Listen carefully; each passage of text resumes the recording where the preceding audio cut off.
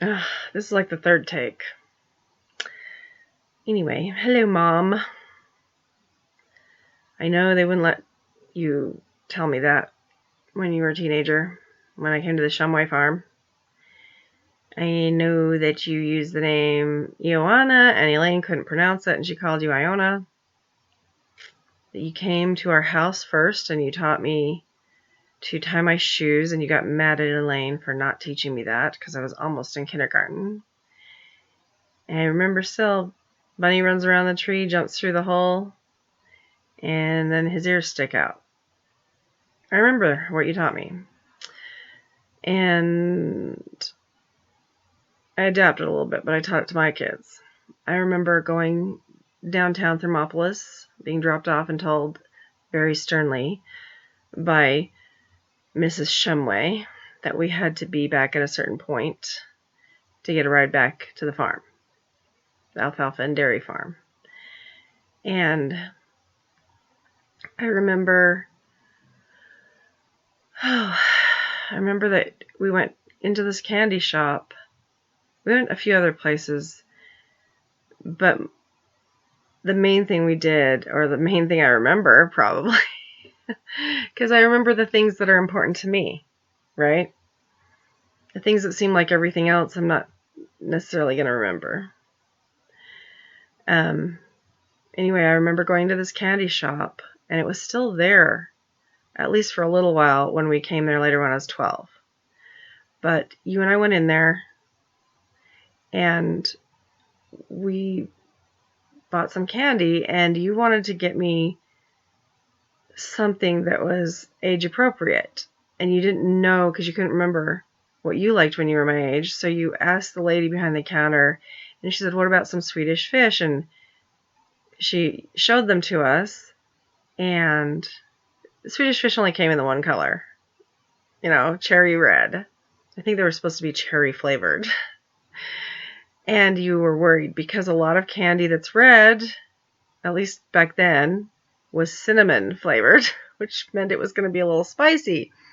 And you didn't know that even before that, I liked spicy food. Not super spicy at first because I was little, but like shrimp cocktail sauce. Yeah. And I ate like 6 of those that day. The little hotel restaurant. Yeah, I didn't want anything from the kids' menu. I wanted what Elaine was having. And she was having shrimp cocktail with a chicken sandwich or something. It was her little side salad. And so I wanted one. So they got one for me because they were thinking they would have to eat it. And I ate it. And then I wanted another one. And I wanted This is when they still had a pretty generous budget. And looking back at what was on the table, 1, 2, 3, 4, 5, 6. I did. I had 6 of them, and then they wouldn't let me have any more. I ate the shrimp, the lettuce, I think there were shreds of cabbage. I don't know. And I loved the sauce. I even one time I put my finger in it and licked the sauce, and it's slightly spicy because it has horseradish sauce in it. I was I think it was 4. It was not 2. No, I was 3-ish. Anyway, it was not too long before we got stationed at Hill Air Force Base, and you came to see us in Salt Lake on Green Street. And anyway, so after the visit to our house, and we were in Thermopolis and went to get the candy, you find out, no, it's sweet. And so you bought me this whole bag of, it might not have been that big, because when you're a kid, your perspective is strange. But it looked big to me. And there was a lot of candy in that little bag. And the little bag didn't seem that little. Right? And I remember holding it, and it was almost heavy. Holding it against my tummy. And you bought fudge for yourself that had walnuts in it. And I had fudge before. Elaine had shared fudge with me. And you looked at me and you asked me, can you have nuts? And I was like, yeah. Well, I found out since then that I'm slightly allergic to ground nuts, like peanuts, cashews. Not enough to have a reaction. But that's about the year that they started suspending vaccines in nut proteins, ground nuts, right? And eggs. So there were, following that, a lot of egg and nut allergies. And it got worse with each decade because there were more and more kids, and they would leave them in the fridge longer before they would inject them into children, these vaccines. So they've since found out that's the source of the allergies. And so now they suspend it in other things like mercury because it preserves it and keeps it from spoiling. And they should just enable the clinics to make them fresh, I think. Stop suspending it and stuff. Mercury poisoning, when it's mild, causes you to be attracted to the same gender. That is a scientific fact. Anyway, so you were worried about me having a nut allergy, and tree nuts, definitely not allergic to. There is a difference. Of course, you probably know this. I don't know why I have to be an encyclopedia all the time. Anyway, so, Mom, I'm just reaching out there to you. I did this with Dad. I might as well do this with Mom. And I just want you to know that when you called Mac Ferguson's office in Virginia, I'm not going to say where you were when you were calling, and you wanted me to meet you out back by the trash dumpster. I'm pretty sure that's what you said. Yeah, that's what I remember. Every time I wrote the note down on your phone number, your name, JoAnn, and Cardish. And he said, I'm not the name they're trying to tell me I am. I'm JoAnn Cardish. And I kept telling Mac, and he kept saying I've never heard of her. And then I finally, after like your third or fourth time calling, I called Heather and Michael, and they said they never heard of you. And I had pulled the file because it was an inactive case, or semi-active, because we were caring for your mother, Iona, your adoptive mother. And because it was so baffling that here you were calling all of a sudden. Over and over again. Every day you were calling. And so, God, why am I burping? It must be like my new nervous reaction. Anyway, so I called them and they said they never heard of you. I called Robert, who you had been married to, and he said he'd never heard of you. Not that you were dead, but that they never heard of you. I found your obituary. It doesn't mention your birth date. It's very short and very generic, except for your name. And that's all there is. It's not your usual obituary. It's not even like a city one. It's like somebody wrote it really quick and submitted it, and they printed it. Right? So here you are calling, and it made me look up all this information because Mac had already told me, and he forgot, I guess, that you had died in a car accident in a red convertible. And then later I saw him driving the red convertible. And I thought, this is weird. Something's off. Something's not right here. And I didn't make the connection of who you were yet. I just knew I was being lied to about JoAnn Cardish. And then I made all those little phone calls, and I was looking at the details in the folder, and I was like, something's just really wrong. And I found the will, Joseph Cardish's will, and Cardish is Joseph Cardish will. Do you say Cardish's or Cardish, like when it's an S on the end, and you don't say is's, you say s. Anyway, I get that mixed up all the time. So, anyway, I found the will and I read it, and you were the executrix. The only backup was the Avis law firm. Well, Avis retired and all his partners retired, and they gave all the files to Mac. And Mac said he knew you in school, in high school. And some point very soon after you became the executrix, supposedly you died. And then here you are calling me from, I'm not going to say where, protecting your reputation because you were put there on purpose with harmful intent by the people that put you there. And they deserve hellfire. That's my opinion. And it wasn't like a great fortune, but it was a pretty big amount of cash. And I mean, enough that makes greedy people go crazy. And I didn't know that yet until Mac was being accused by the Heart and Hand healthcare, home health nurse people. And I was like, something's weird here, because we'd already paid them. I did the bookkeeping, except certain cases Mac didn't want me looking in. And he said it was because they're old. But here's this active case that I'm doing the paperwork, the bookkeeping for Iona to receive home health care.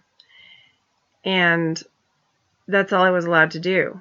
I wasn't allowed to look in the ledger for that case, that client. A lot of the ledgers he didn't want me looking at. Looking back now, I know why. Because he ended up going before the bar for embezzlement and misappropriation of funds, taking things from escrow before it was time, right? And that was because the lady at Heart and Hand, I think that was the name. Honestly, I'm not sure. I just remember a hand and a heart, right? Or a heart and a hand. It was this, to me, it was a kind of a silly logo. They could have done better. Seemed like something more like a Wiccan or an herbalist or a midwife would use. It didn't seem like something for home health care, you know? And I thought, gosh, I could have made it a better logo. And they kept double billing. Every month they were double billing. And it's because they knew the secret. They knew the secret I didn't know. They knew that you were my mother. Well, at first they didn't know that I was one of the kids. They knew that you were not dead. They knew that things had been rigged by Mac. If not directly, he had hired people. There's some details I haven't been able to uncover because I extracted myself, because things got kind of dicey. Not like to the point where you would call the police, to the point where you're like, if I don't withdraw from the situation, I'm going to have to call the police, and I might not make it to the phone, you know?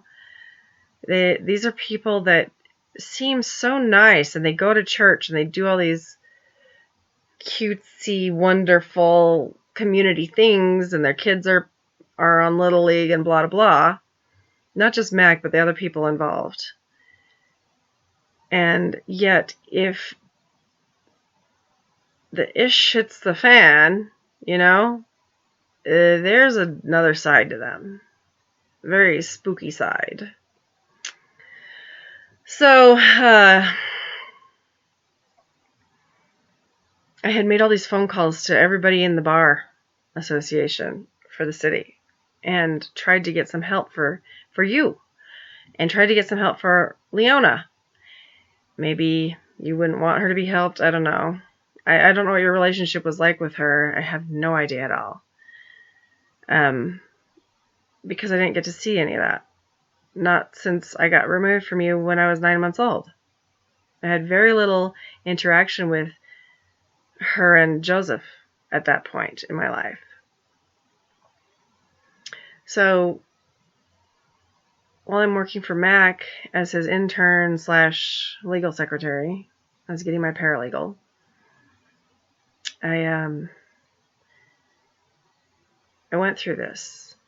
And he never gave me a raise. I was getting $200 a week, which in the 90s was awfully cheap, even in Virginia, even that part of Virginia. And I had completed, he'd signed off on my internship hours. It was really an externship, but anyway, they called it an internship. Same thing, just different name. He had promised he would give me a raise after, but he refused. He said, no, you're still a student. I was like, I'm this close to not being a student. This is ridiculous. And he just insisted. I was like, well, I guess I'm just going to have to stay on food stamps. I might have to get a second job. And I did, and it became my first job because I ended up walking out of there. It got pretty scary, the comments that were being made, and then he made a pact. Let's use that dramatic word. That's not the word they used, but it's basically what it was, a pact. That everybody on the Bar Association would let him know who was going to blacklist me and keep me from getting another job in the legal field because, A, I refused to pay the $20 fee for the subpoena that he was going to have to file to have me witness for him out of my piddly $200 check a week that he paid me in cash. He didn't even write a check. Probably for tax purposes, tax evasion. And B, I said, I'm not good at lying. But if you're going to expect me to lie for you, you're going to have to pay that $20. You've got plenty of money in that bank that you've been dipping into. You don't need to take it out of my tiny, tiny check that you're giving me. I got 4 kids to take care of, and this is not meeting those requirements. But I'm willing to work through it if I can get from point A to point B in my career. You know, starting to have a real career instead of just like the piddly business college that I'd gone to before to become a secretary. I needed more money. Let's see, paralegal associates, and then pre-law, and then my JD. I've since changed my perspective on that because I don't think I have the right personality. I have the skill set. I'm really good technically with it, but it doesn't fit my personality. I get too invested emotionally in people's situations. I think I should have been a counselor or something if I was going. God, why does my nose itch too when I do these videos? I should have been a counselor or something. Anyway, you know, I can't just be clinical. I have to care. And that's who I am. Why fight it? It's impossible. So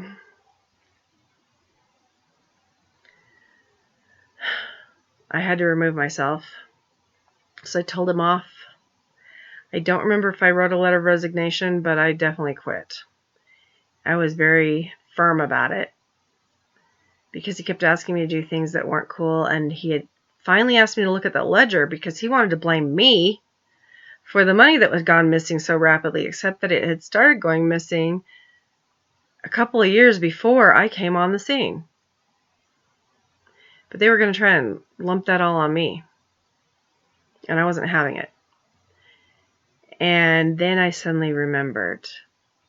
This is after I was saying to myself the weekend after you had been calling all that week and a good portion of the week before, saying, tell him to meet me at this time of the day out here by the dumpster and help me get out of here. And I had thought that weekend, the whole weekend, I was like, there's something about this. I need to help this person. All these messages, the stuff in the file, something's wrong. Somebody's being served a big plate of injustice. I'm going to help them. I'm going to do it carefully and sneakily so that I can not get entangled in whatever's going on. Because at that point, I thought it was outside of the law office for the most part. I hadn't really realized the full weight of things. And I went back the next Monday, and you never called again. JoAnn. You stopped calling. So I'm thinking, did they nab her? Is she dead? Is she unconscious somewhere? I don't even know what her, where she might be if she's not where she was calling from.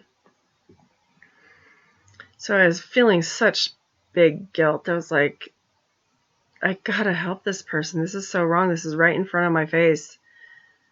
What kind of a person doesn't help somebody when it's obvious that they are, they've basically been kidnapped and put in a situation? And everything in the file points to that. And then I realized it was part of the firm. There were people outside, but it was mostly the firm.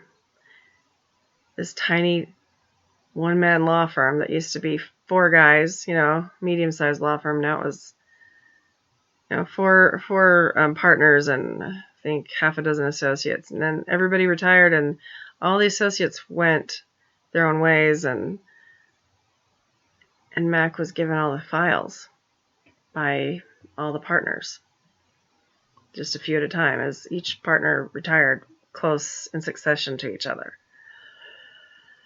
I know that because Mac told me, and all the dates I found on everything pretty much confirmed it. So he inherited informally all these clients, and he wasn't serving them properly because he also confessed that he really wanted to be a computer engineer. He didn't want to be a lawyer. He was into electronics, but family members, his father and his father before him, his grandfather, had all been lawyers, and they wanted him to be a lawyer too. I don't know why people do these things to their kids. Like, you can feel disappointment, but there's things that I think my kids have the talent for and they haven't done them. They've gone another way. I understand that. You might have the skills for it, but your heart is with something else. You've got to follow that. Maybe later you go back to what your parents think you're good at. Maybe you don't. Anyway, so there was that big mess, and the fax was receiving all these names of lawyers under the heading page that said that you can count on us not to hire her, meaning me. And I was like, this is so threatening. Like, not like we're gonna hurt you, threatening like you don't have a career now, right as you're getting started, because you won't let yourself get used like a tool, and you won't let yourself be made to pay to do that, like you're some kind of freaking slave. And I had to put up with all this stuff as though I was getting $60 an hour like I was supposed to, which I wasn't. I wasn't even getting half that as an intern. I was getting $200 a week. And because I was struggling to survive on half the child support I was supposed to be getting and needed to stay afloat, I accepted it. I was like, I'll fix it later. This has been most of the time raising kids. It's like, just give me the job and the paycheck. I'll fix it later. I will add another job. I will see if I can get promoted. I'll get a better job. Sometimes I've been able to, and most of the time I haven't, because your time is all taken up, and then it's taken up by your kids. So anyway, I had to extract myself, and before I did that, I came in on a Saturday like I had done during my internship, and I just copied a bunch of stuff from the ledger and from the files, because I was like, if he doesn't subpoena me, he might try and blame me, and I want solid facts. I want, proof, physical proof, tangible proof that I am not the one that did this. So I took all these photocopies, Not something I would normally do, but I felt like I was in a very desperate situation with no backup. Nobody there for me. And I needed to protect my butt. Let him do whatever he wants to do as long as he doesn't suck me into it. But if he does, let me drink some water. I'm getting aggravated. This one I've had most of my life. The coffee thing when I get nervous. Coughing thing. Because this still makes me highly irritated and stressed out that a father who knows what it's like to try and support kids would put a single mother through this, who had already gone out of her way and bent over backwards, covering for him with clients he was neglecting. He should have gone to the bar way before this. And he didn't. It took this home health care owner person complaining to the state bar for him to even get reprimanded for that case. They should have looked deeper. I'm just saying. But I didn't betray that. You would think that these attorneys would get beyond the pettiness and realize I wasn't being treated fairly. They were all paying their secretaries a lot more than I was getting paid. Just secretaries, not even paralegals. And yet they're giving deference to this guy because he was one of the first families of this old colonial town that had become this medium-sized city. All this status and, you know, what your name is bullshit from the old world. That it's part of why the United States is the United States. We don't like that stuff. Or the founders didn't like that stuff. I don't know. There's some people that still want to carry that on. It never occurs to them that it's not good for society. And they might find their descendants on the receiving end of it. You know, the wheel turns. You're not always on top. Sometimes your children suffer because of your actions. Anyway, Mom, so that was the situation I was in. That was what I went through because of your situation. And it broke my heart that my siblings and my father, I thought he was my father. I did. I thought, and this is something that Mac had said, that you had had a child before and didn't get married. And I think I sort of assumed, or maybe he implied that Robert was the person that you'd had the child with. And hilariously, my real father's original name is Robert. 2 Bobs in one lifetime. But if you had been able to get me back from Alan and Elaine, I know in the 80s you tried. You tried in the 70s, but you were underage, and then you tried again in the 80s because there was weird phone calls and on Alan, there's a murder in the mix. The Alan Mills and the Elaine Mills that you knew aren't who is using their identity right now. Watch the video to Bob if you want to know more. I don't want to talk about it again. 2 times in 48 hours, that's just oppressive. I'd be like torturing myself. So just watch the other video. Anyway, this is video number 2. So I knew about that when I realized finally who Heather Cardish was, that she was my sister. And that the Shumways, when we moved back there in, was it 80? Whenever it was that I turned 12. I think it was 80 to 82, something. Oh, gosh.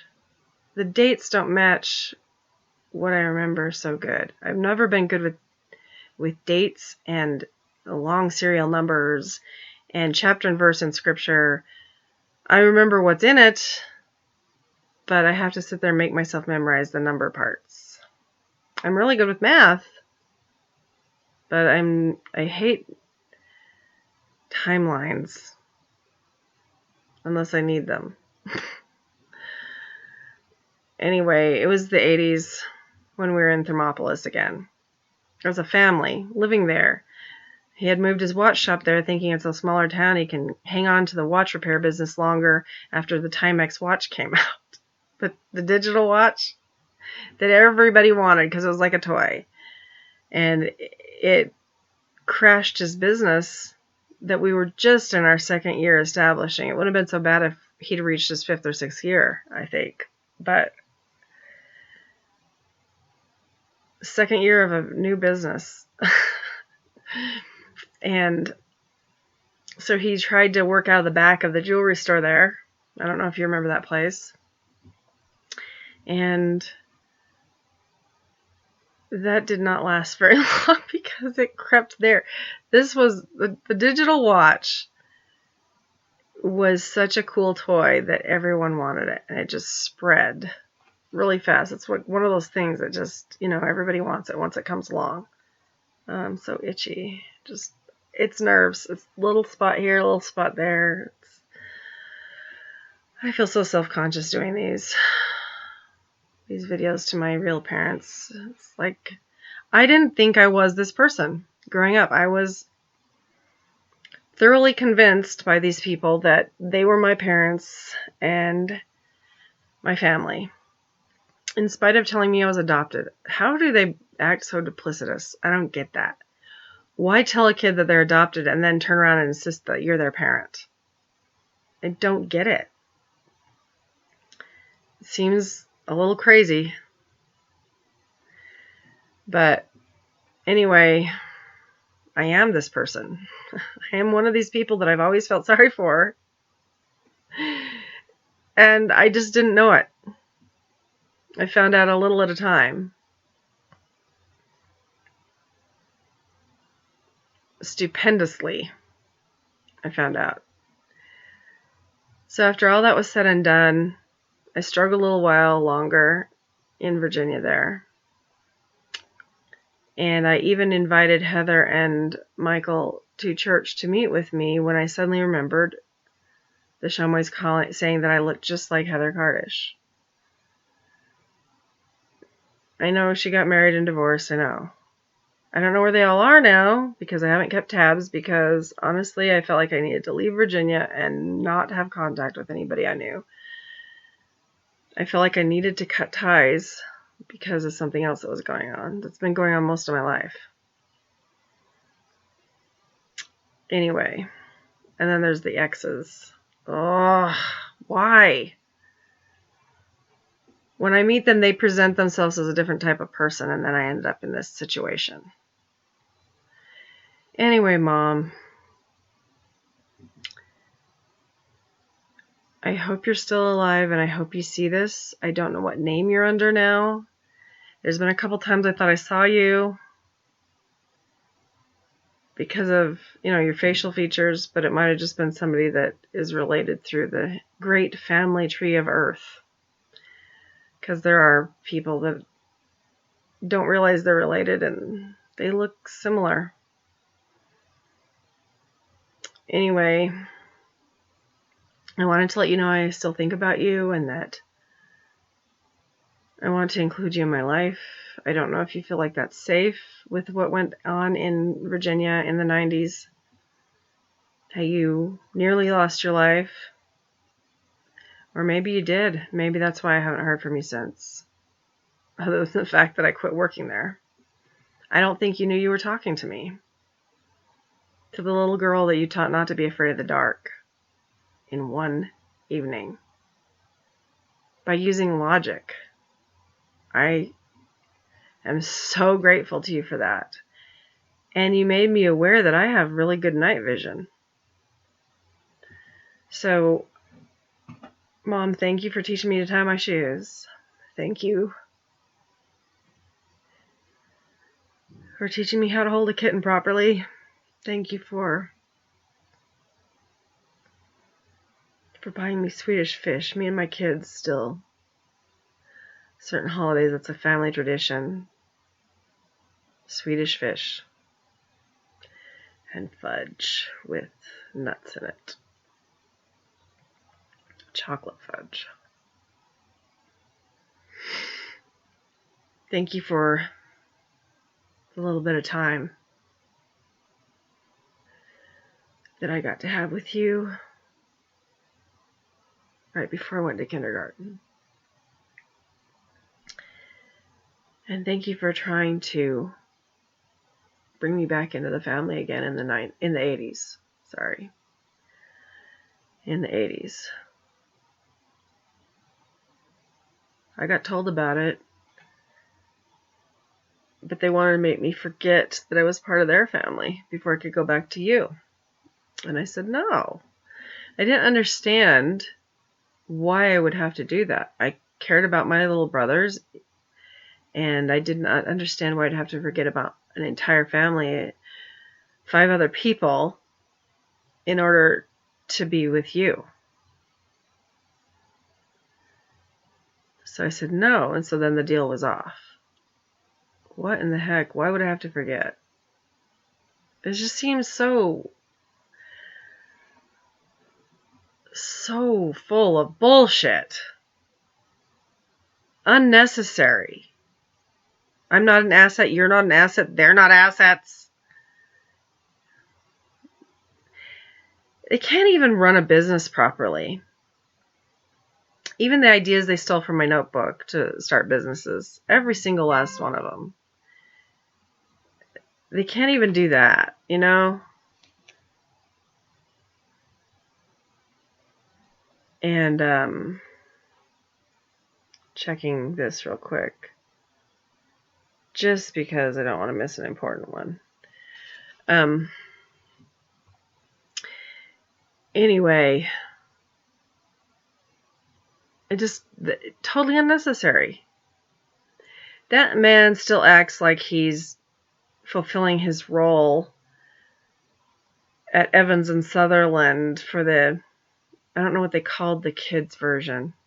They don't want to admit to the public, they don't want the public to know that they had underage children participating in these MK Ultra type things with the psychic experimentation stuff. But they were. I was there. They did it in Washington State at the Fairchild Nursery is what I'm going to call it, because they called it the nursery. And my foster parents called it the nursery. And they did it again at the University of Utah, which those 6 buildings used to be part of the University of Utah campus, and then later they became a privately owned company. Pixar was born there. Toy Story. I did security while they were making Toy Story and didn't realize what I was looking at until I bought the video later to watch with my kids, Thought it was a stupid screensaver. That scene where Woody stands up and he's got the Fruit Loops on like glasses, right? And I was like, this is the stupidest screensaver, because that scene just kept playing in a loop. And it was kind of starting to piss me off that night. I was on the graveyard shift, and people would just leave their workstations running because security was there, right? So nothing could happen. I mean, I wouldn't have let anything happen, but what if a coworker walked by and got curious and accidentally hit the wrong key, or the janitor was in there vacuuming and bumped it with the handle of the vacuum. So many things could happen. Hackers, although back in the 90s, there was hacking, but it was mostly things like banks and government facilities and, places that people thought were more exciting, not places that made robotic arms in one building and had flight simulators in another, and then were doing cool things with 3D animation in another. It was still new. 3D animation was still new. And I knew all these types of things were going on in each building, but God, I thought it was a stupid screensaver that somebody had made. And I thought it was the stupidest. Why would you want to be coming back from lunch or potty break and you see this stupid cowboy looking thing? Just kept doing that over and over. over and over. Every time I come on my rounds, I'd see it at least 3 times because I was doing the same little action over and over again. It was nauseating. Just awful. I looked pretty sexy in my uniform back then. I can't say that I would now. I was still in shape. I still had a really good figure. My face is still gorgeous. I was still young. But anyway, Mom, that's like way off the track. But I even lost my train of thought. Anyway, I wanted you to know that I'm thinking about you all the time. Ever since figuring out who you are, who JoAnn Cardish is. JoAnn Cardish Mills. And it's almost impossible to find you now anywhere online. Somebody's been purging stuff. And found out your religious path is a little bit opposite to mine.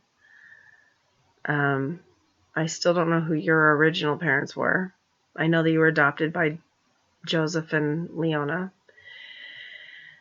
and that they were Jewish. I've lost complete touch with Heather and Michael. I don't know why they came to the Greek church when I invited them on the answering machine at Robert's house. I could not understand why he didn't show up and only they did. But I just don't understand even more why they wouldn't at least be curious enough to find out about me. Especially after sitting in front of me in that pew where I was with my 4 kids. And actually I only had 3 at the time. Anyway, they just sat there and they kept looking over their shoulder and whispering to each other that I looked just like Mom. You, JoAnn. That I looked just like you. Over and over. And I wanted to interject, but I didn't feel like it was a comfortable point at any time during the service to lean up on the bench and say, yeah, I look like Mom because she's my mom. Like, hello? Hello? But Father Macros, with all his flaws, that made me finally leave the Greek church and explore and go through my voyage of discovery to find out that I'm Jewish. And that's where God wants me.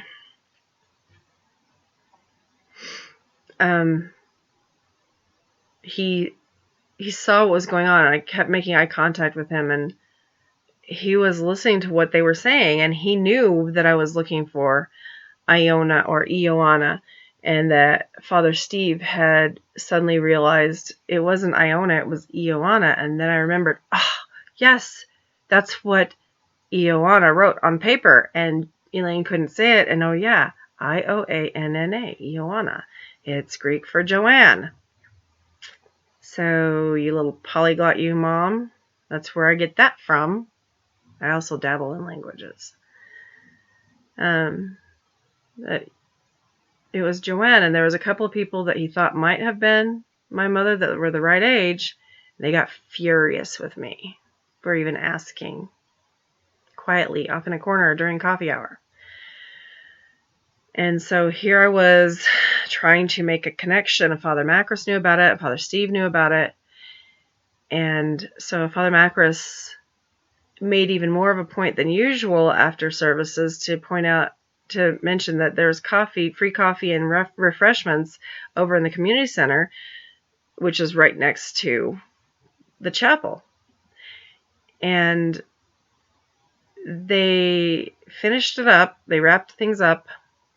And then Michael and Heather got up and they walked up the center aisle to the door, to the exit, and kept looking over their shoulder at me. And I was like, yeah, you want to go? I said, yeah, coffee and refreshments over there. And they just looked at each other like they were scared of me. They were scared of me. For what? I've got 3 kids.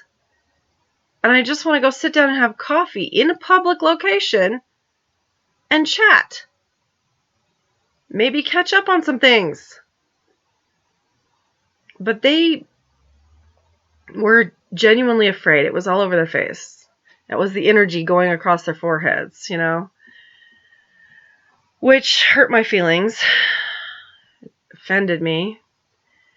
So I watched them walk to the car they rode together in and leave because the doors kept swinging open, and they never quite closed all the way. So I watched them actually get in the car and drive away. I saw that. But the doors just kind of as people went out and went for coffee. And I just stood there. I was like, good grief. I made a fool of myself with my own family. Rejection, but worse than rejection. It's like what did they think I was going to do to them? In public, at a church, with my children. I've never understood that, ever.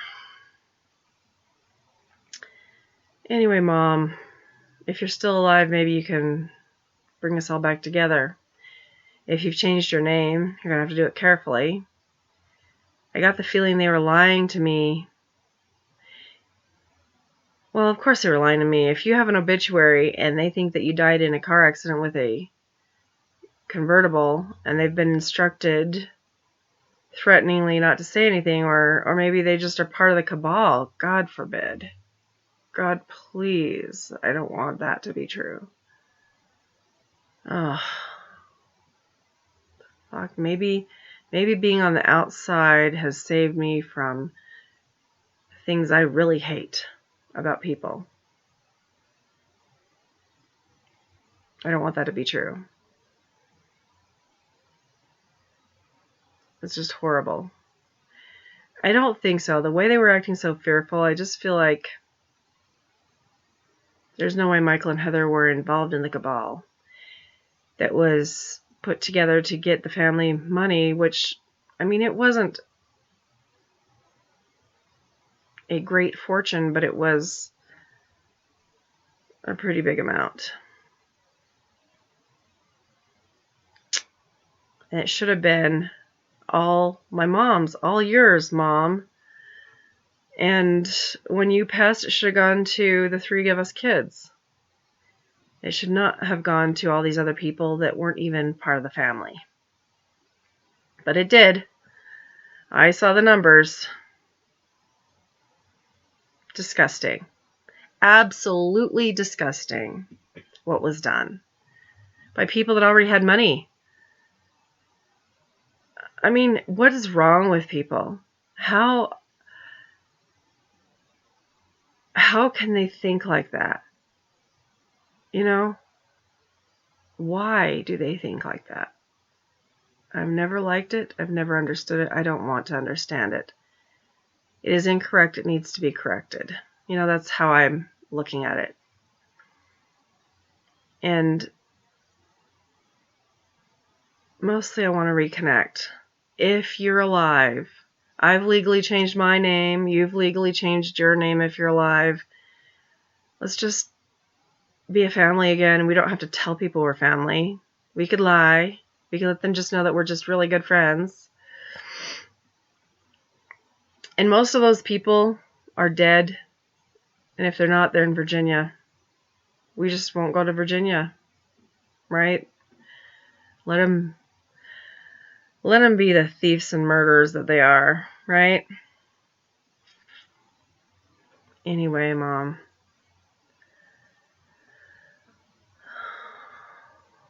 I really cherish what we experienced together as mother and daughter, even though it was very brief. All 3 times. And I really wish that I had been able to rescue you, that I had been able to catch on to what was right in front of my face quicker, but I couldn't. I don't know why. I solve everybody else's problems so quickly. I don't know why my own details kind of escape me at first until I'm sitting there looking back, even just to a few minutes before, and I'm like, oh my gosh. You know? It just makes you feel stupid. Why can I solve all kinds of riddles to do with politics and things going on in a town I've never lived in like this one until now? All kinds of secrets being uncovered. None that I should do anything about, I don't think. Just interesting information. Most of it's so old it doesn't matter anymore. Yes, sometimes spirits tell me things. The other day, at the bank, for instance, going through the drive-thru while Michael wanted to do something with his pay, my youngest son, and had an experience there just a few days ago. It's been happening since I was born. Mostly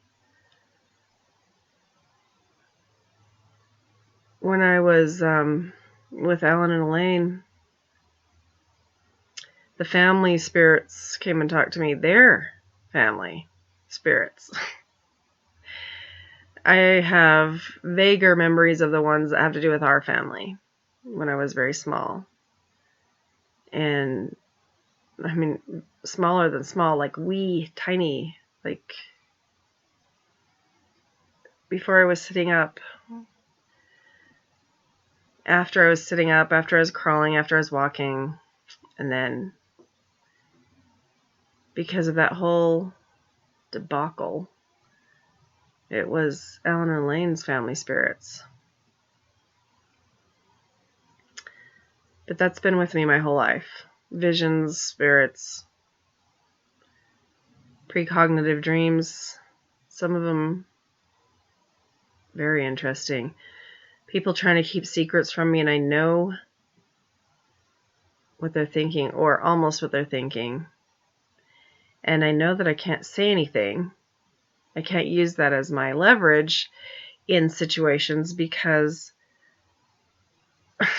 well, people other than those that are like myself don't believe in it, or it scares them. And people already think I'm weird. Even when I try and hide it and just be neutral, some people catch on.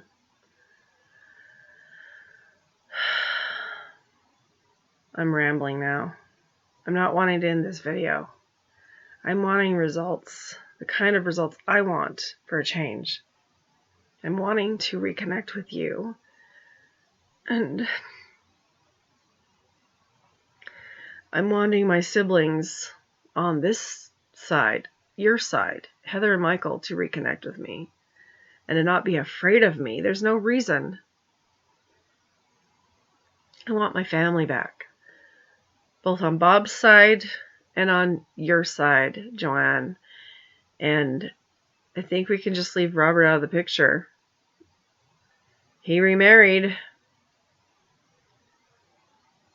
So I don't know if he was in on it or if he just didn't pursue certain glaring facts and evidence that you weren't dead. Or maybe he felt overwhelmed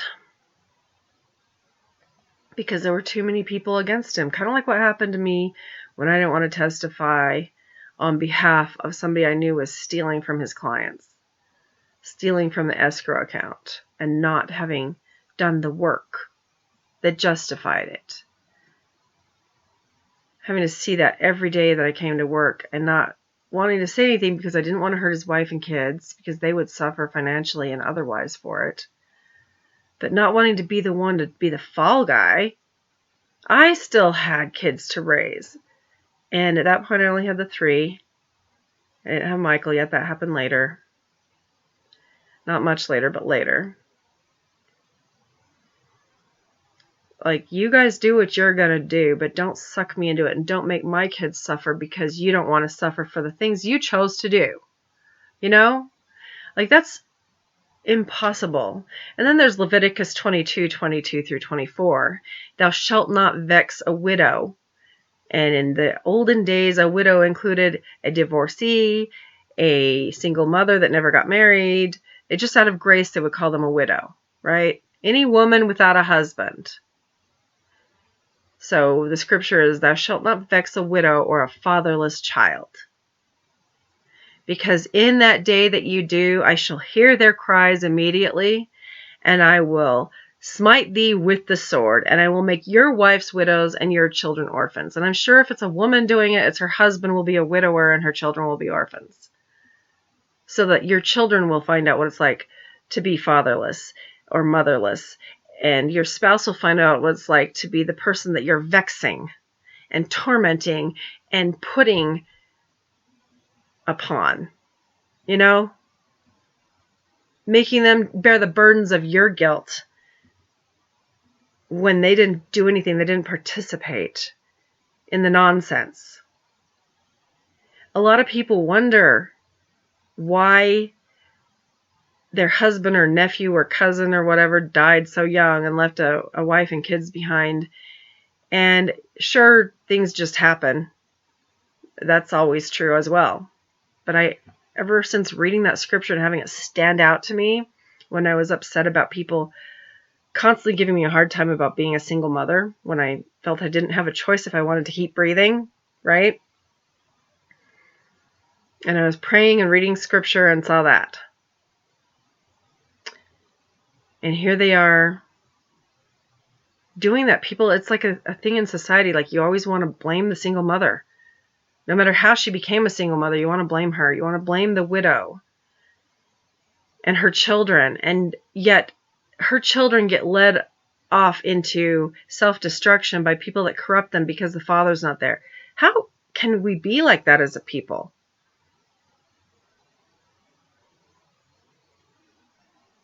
So I wonder how far Matt got with that, being that way, taking advantage of people like that.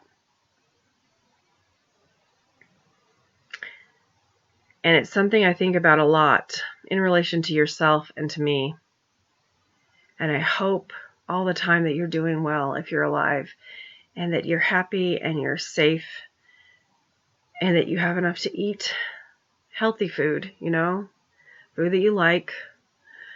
You have clean water to drink and bathe in, that you're in a nice little place, that if you have a new family, that they are good to you. And I yearn and yearn and yearn to reconnect with you, JoAnn. There are things you taught me in those few times that you got to see me after you got sent to the youth farm with the Shumways that Alan and Elaine didn't think of for some reason, and that nobody else has taught me. And Mom, I just want you to know, I am so grateful that you were my mother. And I wish I'd had more time with you. And if you're still alive, I would like that time with you. And I don't care if the world sees this. I've suffered in silence for the most part, except for what I told my kids, for long enough. I have a clean record. I've been a good person. I haven't asked much of the world. I've tried to earn it. I've done all the things I'm supposed to. I've gone to college. I've struggled. I've tried to work my way to the top. I've had that interrupted by necessary moves to get away from very bad people. And sometimes it was because of the recession and stuff, you know, just things kept happening. Things outside of my control. Or somebody's son or daughter wanted my job, even though they weren't qualified. And so guess what happened to me? Even with kids to support, that's what happens, you know? Just, if I had more money, Mom, I would be paying a detective to find out if you're still alive and tell him or her what I know. I've tried to do it myself, but when you have a tight budget, you can't always spend the time on it because certain things require money. You have to pay for certain things to get that information. or you have to pay for gas money and food and lodging to get there. So I feel like you need to know. You need to know that I've never forgotten you, and that now that I know you're my real mother, it really means a lot. It means a lot what you've done for me. It wasn't unappreciated. And that I did finally uncover it. I did finally find out the whole truth. Well, most of the whole truth. I'm sure there's stuff I don't know yet. But, God, look how washed out I look on it. I'm so brown right now from being out in the garden. But when I'm on this, I look all yellowy white, like I'm half Asian or something. It's weird. I like this alien head, though. These are the only two, for now, that I'm going to do that are serious. Maybe a little emotional. Because I'm trying to connect with my parents. But, Mom, hopefully you see this. You reconnect with me. And even if it takes a little while to reconnect, you'll watch the funny ones I'm going to do after this. I just feel like the first two ought to be to my real mom and real dad now that I know who they are. And, you know, if I could, I'd give you a big ol' hug. Brush your hair for hours if you wanted me to.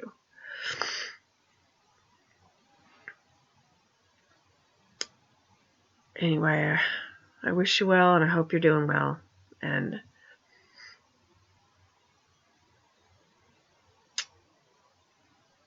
comment on my video here. Let me know where to contact you at. We can go through however many steps you want. I am well aware of how things can be sometimes in this world, and I will understand going through several steps. Just let's begin the process if you're still around. And if you're not, well, I'll see you in the otherwhere, Mom. Love you very much. And if Michael and Heather happen to see this, you too, contact me. I don't understand the fear. It's ridiculous. I am the last person people need to be afraid of. Unless you're a bad guy.